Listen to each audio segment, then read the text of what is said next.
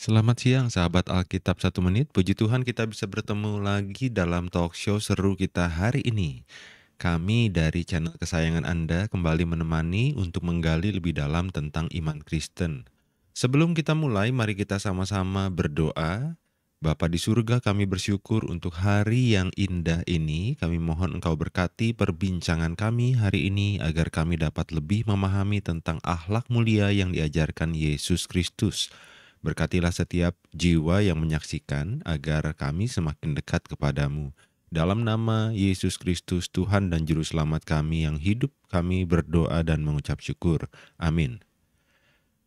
Bagi teman-teman yang baru bergabung, selamat datang di channel Alkitab 1 Menit. Kami adalah sahabat setia Anda dalam membaca dan mempelajari Alkitab.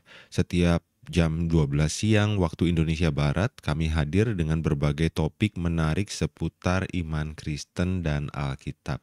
Jangan lupa untuk subscribe, like, dan share video ini ya. Dan tuliskan pertanyaan, komentar, atau pokok doa Anda di kolom chat. Hari ini kita akan membahas topik yang sangat penting bagi setiap orang Kristen, yaitu akhlak mulia. Sebagai pengikut Kristus, kita dipanggil untuk hidup sesuai dengan keteladanan Yesus Kristus.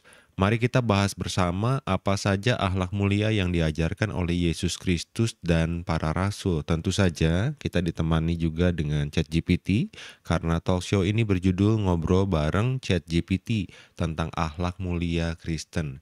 Ada 7 pertanyaan umum tentang akhlak mulia Kristen. Yang pertama, ChatGPT, apa yang dimaksud dengan akhlak mulia dalam konteks Kristen?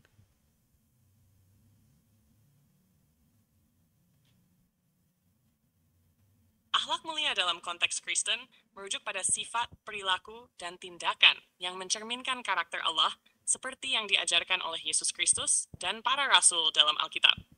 Akhlak ini berakar pada kasih, kerendahan hati, pengampunan, kebenaran, dan keadilan. Intinya adalah hidup sesuai dengan kehendak Allah, menunjukkan kasih kepada sesama, dan menjadi terang bagi dunia. Matius 5:19. Menurut Yesus, inti dari akhlak mulia adalah mengasihi Tuhan dengan segenap hati dan mengasihi sesama seperti diri sendiri. Matius 22:39.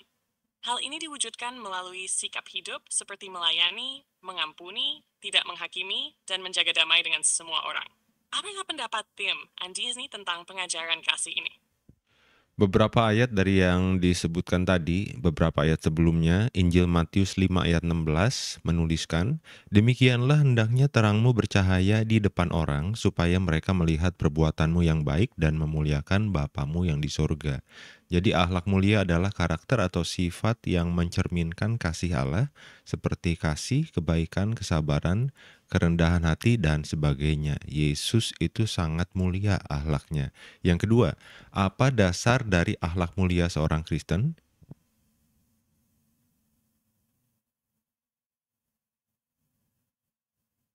Dasar dari akhlak mulia seorang Kristen adalah hubungan yang hidup dan benar dengan Allah melalui Yesus Kristus. Ini berasal dari 2 perintah utama yang diberikan oleh Yesus.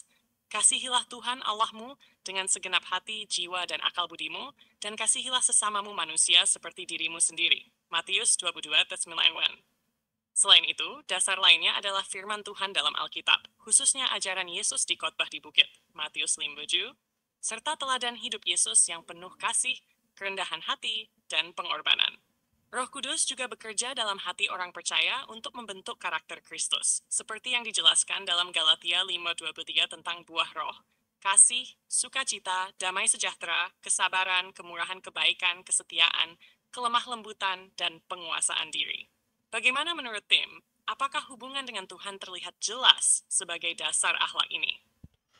Benar, Yesus Kristus mengajarkan ya di dalam Injil, di sana dituliskan di Injil Matius pasal 22 ayat 37 sampai 39. Jawab Yesus kepadanya, "Kasihilah Tuhan Allahmu dengan segenap hatimu dan dengan segenap jiwamu dan dengan segenap akal budimu. Itulah hukum yang terutama dan yang pertama. Dan hukum yang kedua adalah sama dengan itu, ialah kasihilah sesamamu manusia seperti dirimu sendiri. Mengasihi Tuhan dengan segenap hati, jiwa, pikiran, dan kekuatan, serta mengasihi sesama manusia seperti diri sendiri, itu adalah inti dari akhlak mulia Kristen yang diajarkan oleh Yesus. Nah, kira-kira contoh-contoh praktis apa akhlak mulia yang diajarkan oleh Yesus Kristus itu?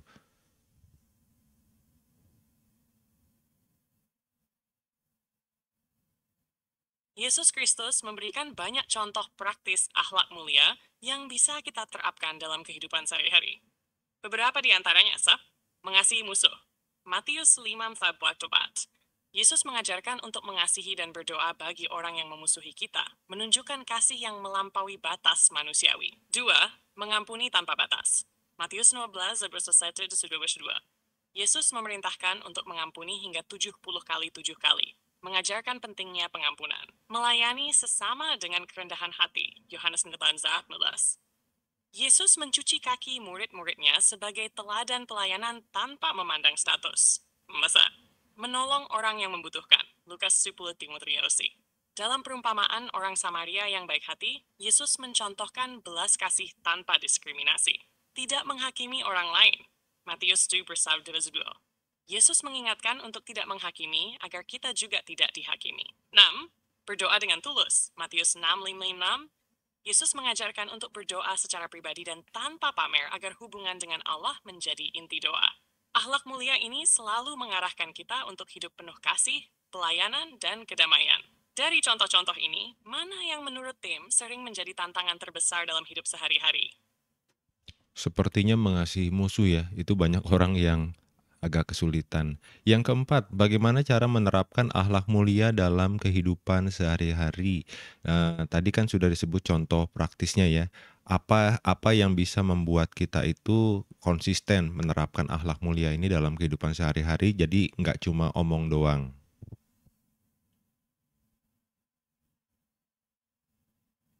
Betul, mengasihi musuh memang sering menjadi tantangan besar. Supaya kita bisa konsisten menerapkan akhlak mulia dalam kehidupan sehari-hari, ada beberapa hal yang perlu diperhatikan. Pertama, hidup dekat dengan Tuhan. Kita perlu membangun hubungan yang intim dengan Allah melalui doa, pembacaan firman, dan ibadah.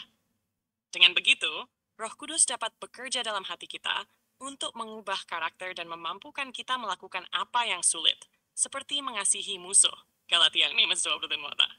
Kedua, renungkan teladan Yesus setiap hari. Dengan mengingat bagaimana Yesus menghadapi orang yang membencinya dengan kasih dan pengampunan, kita akan semakin tergerak untuk meneladaninya. 1 Petrus 2:2. Ketiga, latih diri secara sadar. Dalam situasi sehari-hari, kita perlu melatih respon kita agar sesuai dengan ajaran Yesus. Misalnya, ketika ada orang yang menyakiti hati kita, coba ingatkan diri untuk merespons dengan kasih dan pengampunan, bukan kemarahan atau dendam. Keempat, berdoa untuk kekuatan dan hikmat. Kita bisa meminta Tuhan memberikan kekuatan untuk tetap konsisten dan sabar saat menghadapi situasi sulit. Terakhir, bergabung dalam komunitas yang mendukung. Teman seiman bisa membantu kita untuk terus mengingatkan dan meneguhkan dalam menerapkan akhlak mulia. Menurut tim, apakah komunitas berperan penting dalam menjaga konsistensi ini? Komunitas berperan penting dalam menjaga konsistensi itu ya, karena berdua lebih baik daripada seorang diri, apalagi kalau beberapa orang yang sama-sama punya keinginan untuk berakhlak mulia. Tapi yang jadi catatan adalah kita tidak bisa berakhlak mulia dengan kekuatan kita sendiri. Kita perlu Roh Kudus, Roh Allah. Dengan membiarkan Roh Kudus bekerja dalam hidup kita dan menghasilkan buah roh dalam diri kita, kita bisa menjadi orang yang berakhlak mulia. Misalnya yang tertulis dalam Galatia pasal 5 ayat 22-23. Tetapi buah roh ialah kasih, sukacita, damai sejahtera, kesabaran, kemurahan, kebaikan, kesetiaan, kelemah lembutan, penguasaan diri. Tidak ada hukum yang menentang hal-hal itu. Itu sudah ultimate banget. Gak akan ada orang yang menganiaya kita karena kita punya akhlak yang mulia seperti itu, seperti Yesus. Dan kekuatannya adalah bukan dari diri sendiri, tetapi dari Allah Roh Kudus. Yang kelima, apa tantangan dalam menjalani kehidupan yang berakhlak mulia di tengah masyarakat?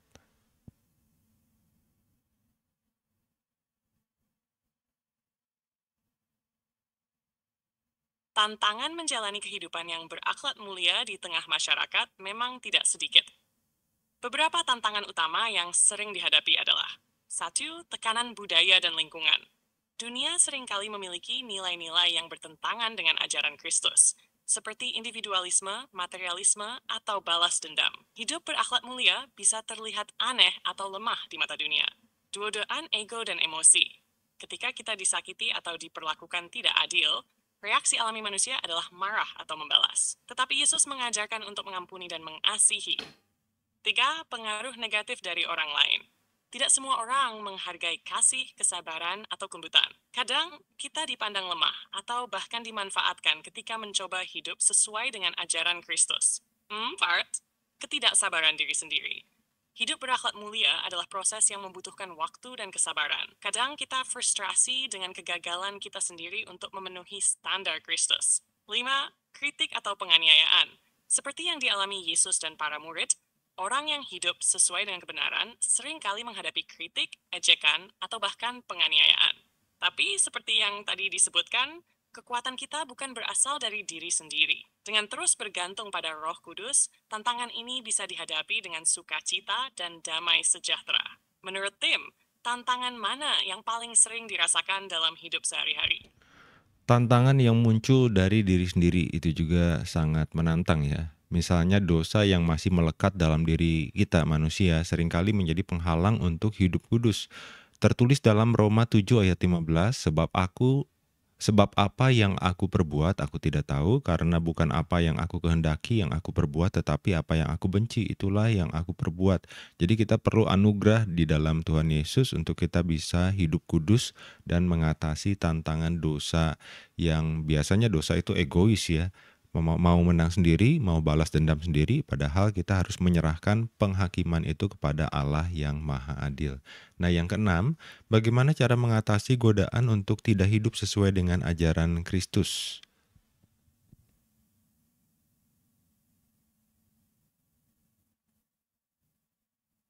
Mengatasi godaan untuk tidak hidup sesuai dengan ajaran Kristus memang memerlukan anugerah Tuhan, disiplin rohani, dan ketergantungan penuh pada Roh Kudus. Berikut beberapa langkah yang diajarkan Alkitab. 1. Berdoa dan bergantung pada Tuhan. Yesus sendiri mengajarkan untuk berdoa agar tidak jatuh ke dalam pencobaan. Matius 6. Dengan berdoa, kita memohon kekuatan dari Allah untuk melawan godaan. 2. Membaca dan merenungkan firman Tuhan. Firman Tuhan adalah pedang roh, Efesus 6, yang membantu kita melawan godaan. Ketika Yesus dicobai oleh iblis, dia menjawab dengan firman Tuhan, Matius 4:11. Ketiga, menghindari situasi atau lingkungan yang memicu dosa. Seperti yang dikatakan Paulus, janganlah kamu memberi kesempatan kepada daging. Roma 12:10. Jika kita tahu sesuatu bisa membawa kita pada dosa, lebih baik menjauh. 4. Bersandar pada Roh Kudus. Hanya dengan kuasa Roh Kudus, kita bisa mematikan perbuatan daging dan hidup dalam kebenaran. Roma 8:18. Kita perlu menyerahkan diri setiap hari untuk dipimpin olehnya. 5. Bergabung dengan komunitas yang mendukung. Teman-teman seiman bisa menjadi tempat untuk saling mendukung, menegur, dan mendoakan dalam menghadapi godaan. 6. Fokus pada kasih kepada Tuhan dan sesama. Mengasihi Tuhan dengan segenap hati akan memotivasi kita untuk taat, dan mengasihi sesama membantu kita melepaskan ego. Menurut Tim, apakah salah satu cara ini sudah diterapkan dalam kehidupan sehari-hari? Ya, Saat godaan berhasil dilawan, jadi ada 3 hal yang perlu kita tanyakan pada diri kita setiap hari ya. Apakah saya sudah berdoa hari ini? Apakah saya sudah membaca Alkitab hari ini? Dan apakah saya sudah bersekutu dengan orang-orang percaya lainnya hari ini? Yang ketujuh, apa dampak dari hidup yang berakhlak mulia bagi diri sendiri dan orang lain? Jawab dalam bentuk paragraf ya.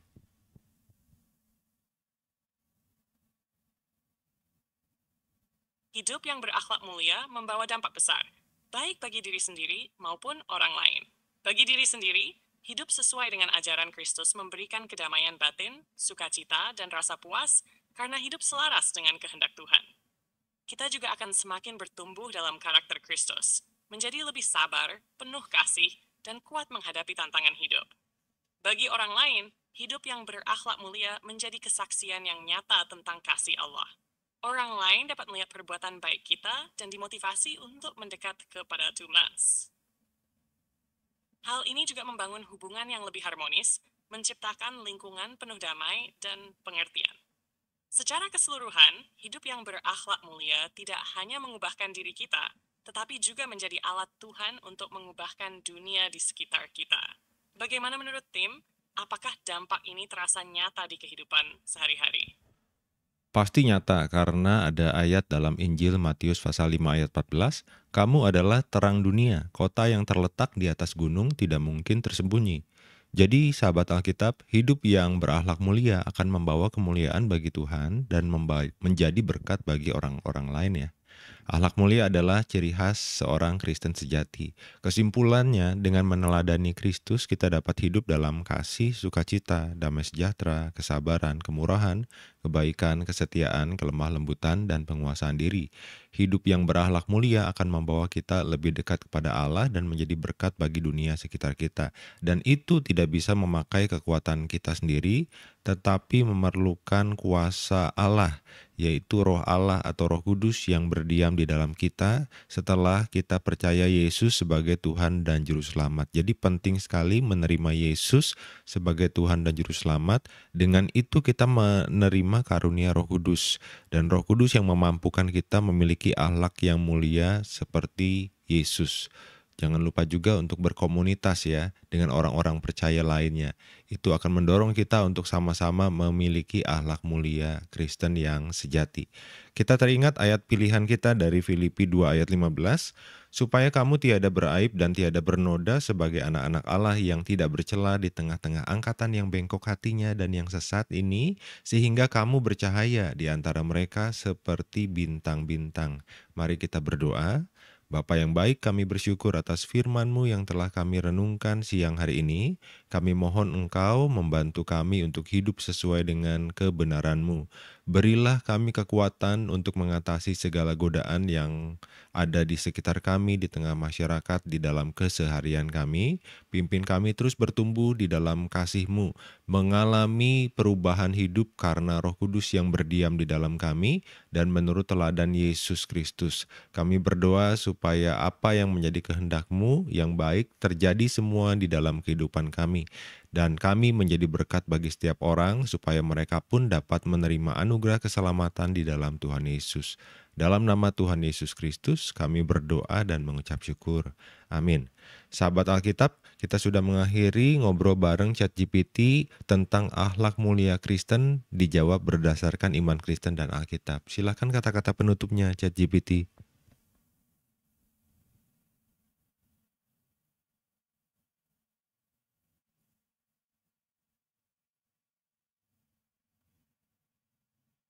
Terima kasih sahabat Alkitab atas kesempatan ini untuk bersama-sama merenungkan akhlak mulia Kristen. Semoga setiap percakapan kita menjadi berkat dan menginspirasi untuk hidup sesuai dengan teladan Kristus. Ingatlah bahwa hidup berakhlak mulia bukan hanya tanggung jawab kita, tetapi juga panggilan Allah untuk memancarkan terang di dunia ini. Mari terus berjalan bersama Tuhan, saling mendukung dalam komunitas iman, dan mengandalkan Roh Kudus dalam setiap langkah. Tuhan Yesus memberkati. Sahabat Alkitab 1 menit, mari kita terus berusaha untuk menjadi terang dunia dan Tuhan Yesus menyertai kita. Biarlah hidup kita menjadi berkat bagi orang-orang di sekitar kita. Sampai jumpa di video berikutnya besok siang jam 12 waktu Indonesia Barat. Salam kasih, Shalom.